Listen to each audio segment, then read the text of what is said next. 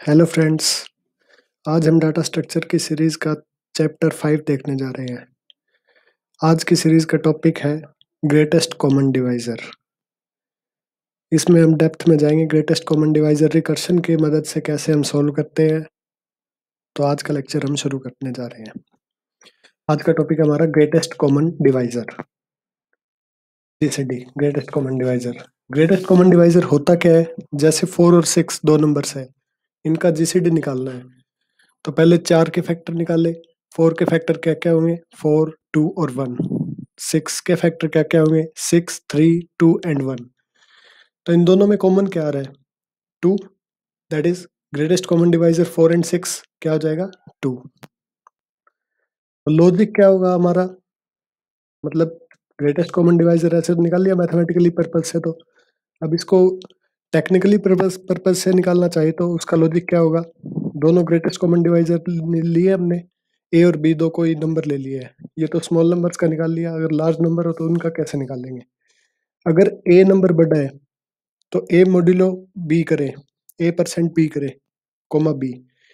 ए को बी से डिवाइड कर दे, मतलब इसका कॉमन डिवाइजर निकाल ले और देन बी, और रिटर्न करवा दे। इसमें हम जो बड़ा नंबर हो वो रिटर्न करवा देते हैं। और इसमें ए अगर बी बड़ा है तो बी को बी परसेंट ए कर दे और उसको रिटर्न करवा दे। जो जो छोटे वाला नंबर है उसको रिटर्न करवा दे, रिटर्न ए। तो 105 और 105 एंड 91 का जीसीडी निकाले तो कैसे निकालेंगे? GCD of 105 comma 91। तो 105 को छोटे वाले नंबर से डिवाइड कर देते हैं मॉड्यूलस ऑपरेटर लगा के, 91 कोमा 91। तो इसका कितना आ गया? 14।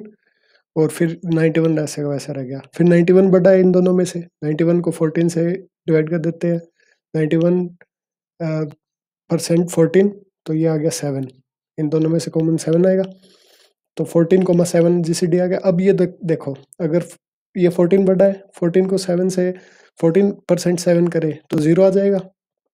0 मतलब एग्जैक्टली डिवाइड हो रहा है, ये एग्जैक्टली डिवाइड हो रहा है, तो इसका मतलब इसमें छोटा कौन सा है? इसमें छोटा है बी, मतलब ये बी वाला नंबर है ना, बी वाला नंबर ये 7। तो इस मतलब 7 छोटा है तो 7 रिटर्न कर देंगे। इन दोनों का कॉमन डिवाइजर क्या हो गया? Greatest common divisor 7। Programming programming के लिहाज से देखना चाहिए तो इसको तो कैसे देखेंगे?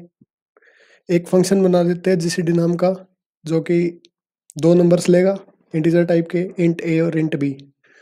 अगर ए इक्वल टू बी है, दोनों इक्वल है, तो रिटर्न करवा दें। इन दोनों में से कोई सा भी रिटर्न करवा सकते हैं, ए भी या बी भी। तो रिटर्न ए करवा दिया मैंने। जैसे अगर ए परसेंट बी, अगर दोनों इक्वल ना है, ए परसेंट बी अगर 0 आ रहा है तो बी रिटर्न करवा देंगे।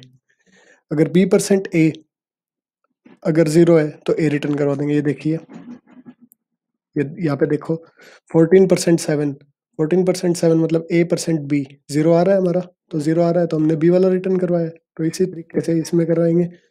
ए परसेंट बी इक्वल टू 0 आ रहा है तो रिटर्न बी, और b percent a equal to 0 आ रहा है तो ए रिटर्न करवा देंगे।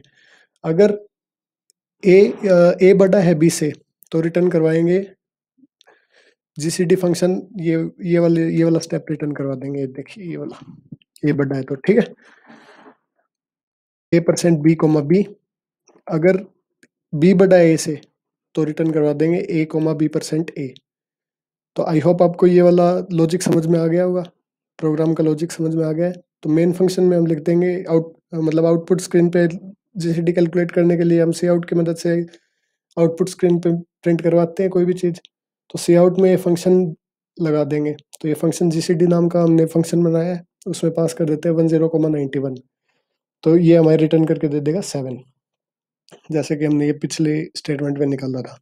तो ये इस लॉजिक से आप किसी भी कंपाइलर पे रन करके देख लीजिए ये प्रोग्राम। अगर आपको ये प्रोग्राम ठीक ना लगे, मतलब आउटपुट सही ना आए, तो आप डाउट्स ले सकते हैं कमेंट्स के जरिए।